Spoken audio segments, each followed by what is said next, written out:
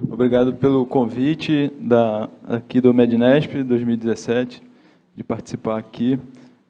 Então, como a gente sabe que na física tudo é movimento, né? Então vamos mover a disciplina também, sair da física e ir para a biologia, para a medicina um pouco, né?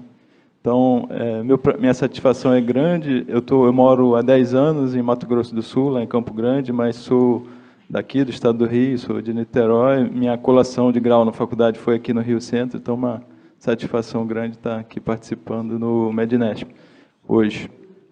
Então, vocês ouviram, eu sou endocrinologista, né? E o que um endócrino vai falar de mediunidade?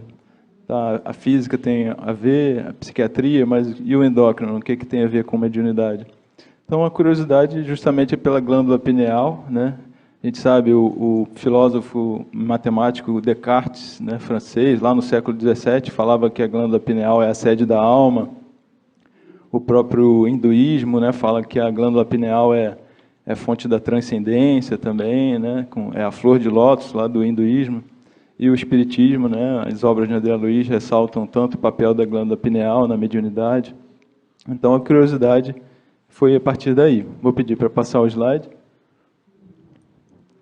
Então, essa afirmação, né, de Kardec no Evangelho do Espiritismo, de que a mediunidade é um atributo orgânico, como qualquer outro, de ver, capacidade de ouvir, né, e também a mediunidade é uma disposição inerente a uma disposição orgânica. Isso suscita a nossa curiosidade, né? A gente já sabe alguma coisa sobre essa disposição orgânica. Justamente eu realizei o mestrado vendo alguns correlatos fisiológicos em médiums, né? Comparando com controles, né? Que os controles no meu mestrado foram participantes do espiritismo, das reuniões mediúnicas, mas que sem a mediunidade ostensiva, a equipe de apoio das reuniões mediúnicas, né? Que fazem a irradiação mental. E aí eu comparei, né? A gente comparou várias coisas. Na apresentação vou falar um pouco disso. A gente viu o eletroencefalograma, Holter, cardíaco, medimos glicemia, frequência cardíaca, pressão arterial, antes, né? Uma hora antes e imediatamente após a comunicação mediúnica. Ok? Então vamos ver o que a gente já sabe, quais evidências a gente já tem um pouco sobre essas mudanças na fisiologia que tem no médium. Passar, por favor. Então, os sinais de ativação do sistema simpático, de curta duração. Foi demonstrado, né, anteriormente, outros estudos com transe de possessão, lá em rituais, na Indonésia, já tinha alguns artigos que mostravam aumento de noradrenalina, né? A gente sabe que a adrenalina tem relação com um estado de excitação física e mental. Então, os médiums e pessoas em estado de possessão tinham essa característica, e no nosso estudo a gente viu também um aumento da frequência cardíaca e um aumento significativo da noradrenalina. Pode passar, por favor. Aumento das catecolaminas, como eu falei, e interessante que a gente viu que foi de curta duração, né? A gente realizou um Holter 1 hora antes e 1 hora depois, né, da comunicação mediúnica. E os médiuns e os controles, antes e 1 hora após, eles eram exatamente iguais, os médiuns, assim, não tinha diferença estatística, mas durante, né, a gente pensar ali também que os médiuns têm uma função ali na reunião mediúnica e os controles outra, e justamente os médiuns passou a predominar o simpático, né, que é o sistema mais de excitação, nos médiuns, e nos controles eles foram para o parasimpático, um estado de relaxamento. Mas, 1 hora depois, isso voltou exatamente igual ao início. Deixou de ter diferença significativa entre os médios e os controles. Eles voltaram a ficar semelhantes. Então, era uma alteração de curta duração. Isso diferencia até de estado de dissociação patológica, né? Vamos dizer assim, pessoas com transtorno de múltiplas identidades, né? Que é um transtorno psiquiátrico, né? Os médios, e muitas vezes essas pessoas que têm esses transtornos psiquiátricos, elas têm uma alteração do sistema simpático, parasimpático, ele perde a flexibilidade, a pessoa fica com aumentos constantes da frequência cardíaca. Os médios, já experientes, não aconteceu isso. 1 hora depois já estavam igual no basal, e igual aos controles. E ali também o sistema endócrino, né, mostrou sinais de ativação neuroendócrina, teve um discreto aumento do TSH, da prolactina, que é a glândula hipófise, né, do cérebro, ela também responde ao estresse. E teve diferença significativa nesses hormônios. Pode passar? E aumento de amplitude de potenciais espectrais em várias faixas no eletroencefalograma, na faixa θ. No nosso estudo, a gente viu faixa θ e faixa beta significativamente maiores durante a comunicação mediúnica. Reflete um estado também de excitação mental, de atenção, de ativação de circuitos de atenção. Em outros estudos, mostrou também a faixa gama. O aparelho que a gente usou não media essa faixa gama, que ela é mais alta, mas estudos americanos mostram um predomínio dessa faixa gama, um aumento dessa faixa gama também. Ok? Pode passar? Isso. Então, ali a gente vê justamente os dados de Holter ali. Eu botei ali em cima parasimpático e simpático, né? Os dois quadrados da esquerda são parâmetros do parasimpático, lá de cá o simpático, e eu botei ali para simbolizar um V voltado para baixo no parasimpático e um V voltado para cima. Eles eram trocados, os sinais trocados. Quando durante a comunicação, um ia para o simpático, né, os médiums, e os controles para o parasimpático. Né? E aquilo que eu já havia explicado, no final já não tinha diferença. Pode passar? Aí a parte de eletroencefalo, a gente vê onde está mais laranjinha, era um aumento. Aqui, nesse lado de cá, a gente vê que tem o cérebro ali com a tonalidade laranja, em várias faixas, faixa beta, faixa alfa, mostrando que tinha maior grau de excitação. E aqui nos quadradinhos de baixo, muito amarelo, pouco laranja, os controles já não tinham essa parte de excitação mental no eletroencefalo. Ali no outro quadro também, a gente vê comparando a mediunidade com outras atividades mentais, percepção, lembrar de uma experiência, e a mediunidade também predominando laranjinha, ali está avaliando a faixa gama ali, então esse é o maior estado de excitação mental nos médiuns. Pode passar? E teve apenas um estudo que avaliou neuroimagem funcional nos médiuns, realizado pelo grupo do Dr. Júlio Pérez, Alexandre Moreira, lá nos Estados Unidos, que eles avaliaram psicografia, muitos devem ter tido contato com os resultados desse estudo também, e avaliaram a complexidade linguística do texto produzido por psicografia, comparado com os médios, pediram para o médium fazer uma redação normal, fora de transe mediúnico, e eles viram a menor atividade, apesar de uma maior complexidade linguística do texto produzido sob psicografia, uma hipoativação de áreas cerebrais responsáveis pelo planejamento da linguagem. Né? Então, bem interessante. Mas, que eu saiba, não teve outros estudos nessa linha ainda. Pode passar? Passar? Isso. Mas e a glândula pineal? Né? O que a gente já sabe, né, da glândula pineal? A gente está vendo aí uma ressonância, né? Tem uma setinha ali apontando a localização da glândula pineal. Ela fica no epitálamo, né? A parte posterior ali, mais para frente, temos, deixa eu pegar aqui a setinha, aqui a pineal, aqui mais para frente tem a hipófise, né? E interessante que existem estudos correlacionando o volume, né, o volume da pineal com a função dela, né? O principal produto secretório da glândula pineal, conhecido, é a melatonina, que é uma substância que tem importância mais no sono, né? A escuridão é que estimula a produção de melatonina. Existe uma correlação do volume, né? Paciente com insônia, geralmente eles têm menor volume da pineal e menores níveis de melatonina também. Né? Então tem essa correlação do volume da pineal com funcionalidade dela. E o que a gente já sabe relacionado à mediunidade? Evidência. Pode passar o slide, por favor?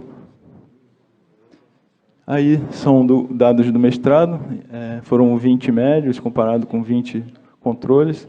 Lá em cima estão aqueles hormônios que deram, aqui tem o P, né, aquele valor de P, indicando que esses três de cima significativos, indicando que as alterações não foram ao acaso, né, então os médios com níveis maiores de TSH, de prolactina, de noradrenalina, mas a melatonina, aqui comparando médios e controle, não teve diferença estatisticamente significativa.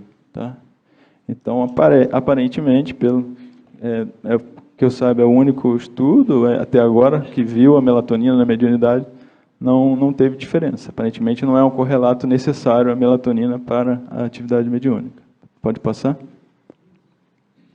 Mas, e mantendo a curiosidade, né, sobre a pineal, que poderia, qual o outro caminho poderia, a pineal poderia ter um papel nessa questão? Aí está a via de secreção da melatonina, ela começa com o triptofano, né, um aminoácido essencial, que sofre uma série de mudanças, de transformações, tem um intermediário na serotonina, né, e chegando à melatonina. Mas o triptofano ele também tem outros caminhos que ele pode seguir no organismo. Tá? Pode seguir, por favor? Isso. Então, ali, o triptofano, o corpo também tem enzimas que podem transformar ele em triptamina, né? Que são substâncias que podem ter ação alucinógena, né? E já foram medidas nos organismos, os chamados alucinógenos endógenos, né? Então, da mesma forma que a gente viu, tem a hipófise, né, que está no hipotálamo, né, que é a parte da frente, ali mais anterior do cérebro, que ele regula o sistema nervoso autônomo. E a gente sabe, o sistema nervoso autônomo tem a parte de excitação, que é o simpático, e a parte de inibição, de relaxamento, que é o parasimpático. Pode ser que o epitálamo, né, que é onde a pineal está, que a gente já conheça mais a parte inibitória dele, que é a melatonina, relacionada ao sono, mas ele pode ter também uma parte excitatória, que seria a parte da produção dos alucinógenos endógenos, que não seja bem conhecida.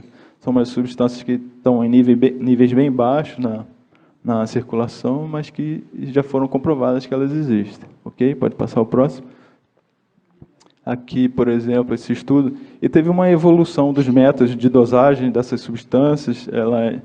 O método mais confiável hoje em dia é a espectrometria de massa, né? E aqui aí mostra a bufotenina, que é dessas substâncias alucinógenas, tem também o dimetiltriptamina, mas a bufotenina ela é dosada na urina humana. Tem estudos que mostram em algumas situações ela mais presente, até em pacientes psiquiátricos, né? No passado, tem estudo também com autismo, tem níveis mais altos, mas no passado foram questionados um pouco resultados de estudos passados, justamente porque as metodologias não eram muito confiáveis, dava falso positivo. Mas atualmente, mesmo usando esses métodos mais novos, espectrometria de massa, ela continua sendo usada e parece que em pacientes com certos transtornos psiquiátricos tem mais, né? Então a gente quer uma possibilidade de dosar essas substâncias. Aqui mostrando, né, a bufotenina, aqui o padrão, e batendo, né? Então tem essa substância. Já o DMT na urina não é tão presente no humano. Pode passar, por favor? Então, em qual direção seguir as pesquisas, né? Eu estou lá endócrino, né? Vimos a melatonina, não deu nada. E aí, o que a gente vai fazer? Então, pode passar? Então, em que caminho seguir? Pode passar mais um item, por favor? Isso. Então, existe alguma diferença individual, algum traço de personalidade que identifique indivíduos com maior tendência a relatarem experiências anômalas espirituais? Que na psiquiatria interpreta a mediunidade como uma experiência anômala, né? Porque são experiências sensoriais sem uma fonte material, né? A pessoa vê uma coisa que outras pessoas não estão vendo, ouve coisas que outras pessoas não estão ouvindo, então seria uma experiência anômala. Não necessariamente patológica, né? Já tem muitos dados que mostram que não é patológico, mas é uma experiência anômala. E qual que é a resposta para essa pergunta? Pode avançar? Mais um. Então, a resposta é que sim, tá? A absorção, traço de personalidade de absorção. É isso. Pode deixar aí um pouquinho. Então, existe essa escala o Telegen, a escala de absorção de Telegen doutoral, que Telegen está vivo ainda, está na faixa dos 90 anos, é um psicólogo. Ele tem ascendência holandesa, nasceu na Indonésia e trabalha nos Estados Unidos, né? Vários continentes. E ele trabalha desde a década de 70, ele montou esses questionários grandes de personalidade, e um dos domínios lá desse questionário é a absorção, né? Que a gente vai ver o que vem a ser essa absorção. Tá? E isso né, veio aparecendo, né, essa questão da absorção nos estudos desde as respostas dos revisores da revista, a ciência, né, em geral, assim, convencional, ela leva muito também a mediunidade, as experiências anômalas, espirituais, para o lado da hipnose, né, que a pessoa estaria num estado de auto-hipnose, e a gente vai ver que a absorção está relacionada um pouco com a suscetibilidade hipnótica. Tá? Vamos ver, pode passar. Por favor, pode passar. Então, essa aí eu trouxe para vocês a imagem lá do Mato Grosso do Sul, Gruta do Lago Azul, não sei se alguém já foi, bonito, tá? Então, tem ali. E tem uma curiosidade, esse lago, ele não se sabe a profundidade dele, tá? Já desceram 87 metros, mas nunca chegaram no fundo, ainda não se sabe. Então, justamente eu trouxe também essa imagem, porque as pessoas com altos scores de absorção, elas têm uma tendência a se deixar absorver por imagens, elas tendem a imergir, né, elas, em algum foco de atenção, interno ou externo. Pode passar? Então, ali eu vou mostrar alguns gráficos para vocês, de alguns trabalhos, que mostram ali a relação da absorção com as experiências espirituais, alguma coisa, tá? Algumas coisas. E aqui, vários diversos traços de personalidade, e aqui, no título, ele está falando, ele deu um outro nome para as experiências anômalas aqui, mas que quer dizer justamente isso, experiência anômala, e aqui a frequência das experiências anômalas e pontuação nessas escalas. E a gente vê a absorção, né, ela tem uma correlação muito grande diferente dos outros domínios, dos questionários, mas a absorção tem uma relação muito grande. Artigo lá da década de 80. Pode passar? Aqui também outro estudo, né, a relação das experiências espirituais com bem-estar, em que viram também a absorção, e aqui tem uma correlação significativa da absorção com as experiências anômalas, também com sintomas do lobo temporal, que são um pouco semelhantes também. Tá? Pode passar mais um. Então, existem também... A absorção seria também uma hipersensibilidade, um estado de uma alta sensibilidade também. Tá? Então, tem esse estudo lá, ali mostra a sensibilidade ambiental, um fenômeno neurobiológico, né? Esse artigo aí. E ele vai detalhar um pouco as características das pessoas que têm essa alta absorção. Pode passar? O que a gente vê? Um grande contato com o mundo interior, é justamente uma tendência a imergir, né? Mergulhar em algum foco de atenção interno ou externo. Tá? Pode passar? Uma alta capacidade de suprimir informações irrelevantes, né? Então, esse questionário, ele pontua isso, né? E a pessoa, ela foca aquilo e esquece um pouco o que está em volta, né? Abertura a experiências, a pessoa ela é aberta a experiências, ela não tem, por exemplo, estados de relaxamento, assim, a pessoa ela tende a responder mais apenas com uma imagem, assim, ela não é tanto voltada para uma meta, tanto instrumental, mas você dá uma imagem e a partir daquilo ela já mergulha, ela mesmo já começa a dar significado para aquilo, né?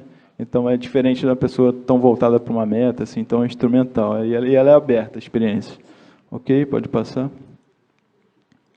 Ela também tem uma alta empatia. Ela, justamente por essa sensibilidade aumentada dela, ela tende a ter um contágio emocional, né? Ela se contagiar emocionalmente mais e ter essa parte da empatia, de se colocar, se sentir. A pessoa está vendo um filme, muitas vezes vendo um filme, ela se transporta como se ela estivesse no filme, se ela fosse um personagem. Tá? Ela tem alta empatia. Pode passar? É um alto envolvimento, contágio emocional, como eu falei. Pode passar? Ela tem mais sonhos vívidos, até as memórias, elas têm um colorido muito vivo, ela vive, né? E os sonhos também, tudo é muito vívido, né? Essa vividez. E também alguns estudos que mostram que é mais comum um ambidestrismo, ela pessoa que consegue, né, escrever com as duas mãos, tá? É um dado também. E é um traço genético, é herdável, tá? Tem estudos com gêmeos monozigóticos, né, que a gente sabe que tem o mesmo genótipo, né? E eles criados separados, eles têm uma concordância maior do que os gêmeos dizigóticos criados juntos, né? Então, é importante, esclareceu bem, até foi o próprio Telegem que fez esse estudo, muitos pacientes que viu uma concordância, então mostrando que é um traço hereditário, né? Ok, pode passar. E aí também, originalmente, ele foi descrito justamente relacionado com a hipnotizabilidade, né? As pessoas com alto estado de absorção eram mais facilmente hipnotizáveis, né? Elas mais facilmente entravam no estado de hipnotizabilidade, né? Ok, pode passar.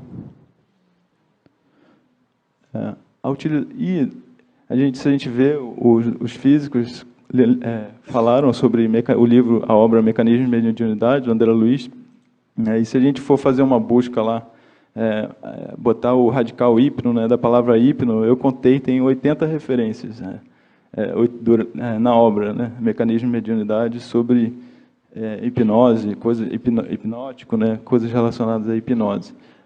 O André Luiz e o próprio Emmanuel, no prefácio da obra, ele faz essa ressalva aqui, que a intenção não foi induzir a prática da hipnose nos centros espíritas, mas que eles usam isso como uma referência, uma régua para estudar a mediunidade, né? E será que foi por acaso, né, que André Luiz botou isso lá? Será que não é o caminho, né? Quantas vezes André Luiz não faz isso? Eles não entregam de bandeja, né, mas eles muitas vezes dão o caminho para a gente. Então, bem interessante esse direcionamento que a própria espiritualidade parece que dá. Vamos em frente? Isso. Então, aqui, essa é uma das autoras contemporâneas que tem estudado isso, Luhrmann, em 2010, e ela viu aí a relação fora do contexto espírita, por exemplo, em evangélicos, a maior pontuação nesse TAS, né, que é o Intelligent Absorption Scale, com pessoas com experiências anômalas durante prece, né, durante pessoas realizando prece, já tinha essas experiências sensoriais anômalas e tinha uma relação direta com os scores de absorção. Pode passar, por favor? Okay. Vamos passar? Isso. Então, a relação aqui com religiosidade intrínseca, né? A gente sabe que tem a religiosidade social, aquele parte mais social da religião, mas tem a religiosidade intrínseca, né? Que é aquela mais íntima da pessoa, voltada para o seu interior, e ali essa justamente intrínseca que se relaciona com a absorção também. Tá? Pode passar. Aqui, a empatia, ali está mostrando ali o 3, né? O 3, tem 1, 2, 3, o 3 é um questionário de empatia. E a gente vê uma associação significativa também da absorção com a empatia. Pode passar, por favor. Aqui também, estudo, esse é um lado, aqui estudo que mostra essa parte do contágio emocional, que pode ter seu lado ruim, vamos dizer assim, também para a pessoa. Ela fica uma pessoa hipersensível, né? A gente vê isso nos médios, acontecer com os médios no centro espírita, justamente por ela ter esse contágio emocional, de certa forma ela é mais propensa a transtornos de ansiedade, né, de estresse. Aqui, pode voltar, é um estudo com coerência, que indica um controle do lobo pré-frontal, né, em centros de emoção mais inferiores, e mostravam, né, vídeos, né, de imagens negativas, de uma conotação negativa, e se a pessoa tinha essa coerência maior ou não, nesse caso a absorção relacionava negativamente. Elas não conseguiam controlar muito, elas se deixavam afetar negativamente por essas imagens negativas. Talvez, justamente, a gente correlaciona um pouco com a mediunidade, né? Quando ela mostra os estudos que mostram a relação com saúde mental, o médium, às vezes, no início, ele tem um certo sofrimento psicológico, né?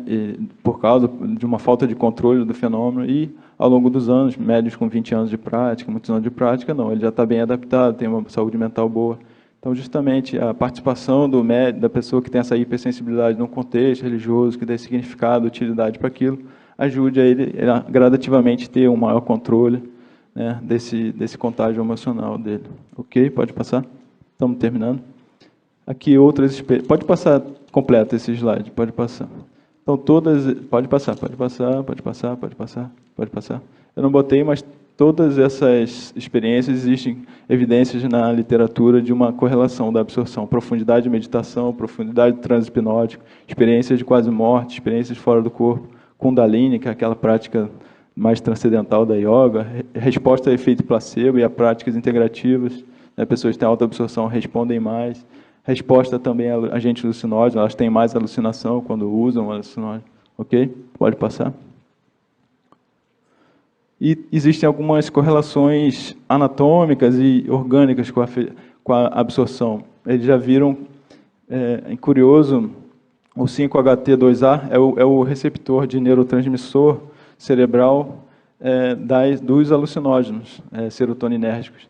E eles já viram uns polimorfismos, né, desse receptor 5-HT2A relacionado com o traço de absorção. Então, será que essas pessoas, naturalmente, elas teriam, né, um pouquinho mais, uma ativação maior desse receptor, e por isso elas tenderiam a entrar nesse estado alterado de consciência, né? É interessante esse caminho. Pode passar? Algumas diferenças anatômicas, neuroanatômicas, já foi visto que eles têm uma área de corpo caloso anterior maior, né, do que aqui os altamente hipnotizáveis têm uma área de corpo caloso anterior maior, então teriam um maior intercâmbio entre os hemisférios cerebrais, né? Interessante. Pode passar? Pode passar? Algumas áreas do cérebro com maior volume de substância cinzenta, áreas no lobo frontal, lobo temporal, lobo occipital. As pessoas se correlacionam com suscetibilidade hipnótica, né? Essas pessoas teriam maior substância cinzenta em certas áreas do cérebro. Pode passar? Então, pode entrar primeiro. Então, as hipóteses a serem testadas, que algumas coisas a gente vai testar lá na pesquisa de doutorado, que a gente está iniciando, que os médios terão maiores scores de absorção, que os médios terão mais scores de suscetibilidade hipnótica. A gente vai fazer um protocolo padronizado de suscetibilidade hipnótica. Médios apresentarão maior volume de glândula pineal em exames de imagem, né, porque a gente viu que a melatonina não deu diferença, mas vamos dizer que essa via dos alucinógenos endógenos esteja mais ativada, né? A gente vai dosar os alucinógenos endógenos, né, bufotenina na urina, mas, né, vamos dizer que essa via esteja mais ativada, mesmo que não haja diferença na melatonina, a gente vai fazer a dosagem da sulfamelatonina na urina também para confirmar, mas será que o volume da pineal dos médios estaria maior? A gente vai ver. Né? Os médios apresentarão maior área do terço anterior do corpo caloso nos exames de imagem, né? Será que elas teriam isso? É uma hipótese para testar. Vamos passar? Os médios apresentarão níveis mais elevados de bufotenina urinária em resposta a vivências mediúnicas. Ok, pode passar? Pode passar mais um? Pode passar mais um? Então, termina aqui minha apresentação, lembrando, né, que da mesma forma que aquele lago azul, né, tem aqui os seus mistérios, a gente não sabe ainda a profundidade, né, mediunidade a gente tem muita coisa, né, muito caminho, mas o importante é seguir em frente, né, e fazer esse mergulho aí na inconsciência, né, em direção à elucidação desses mecanismos. Okay?